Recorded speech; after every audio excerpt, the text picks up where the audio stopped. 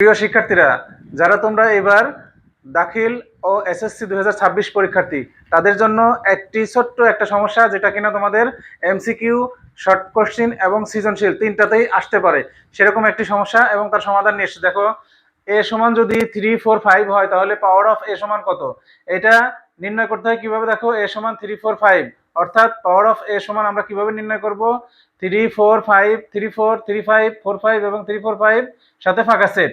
অর্থাৎ আমরা এখানে কিভাবে নির্ণয় করি, এর উপাদান সংখ্যা কয়টি, 3টি, n সমান কত, 3, অর্থাৎ উপাদান সংখ্যা বোঝাতে n। তাহলে কি হবে, যে সূত্রটি আমাদের দরকার সেটা হলো 2 টু দি পাওয়ার n।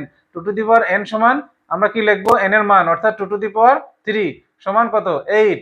অর্থাৎ এখানটায় মনে রাখতে হবে যে 2 টু দি পাওয়ার n, 2টা সবসময় বেস এবং nটা হলো পরিবর্তন হবে, nটা হলো অজানা রাশি। আমার তোমার যে সমস্যাটির যে উদ্দীপক বা প্রশ্নের যে রাশিটি দেওয়া থাকবে, যে কোন সেটে কতটি উপাদান আছে, তার পাওয়ার অফ সেট, সেক্ষেত্রে সেটি হবে তার উপাদান।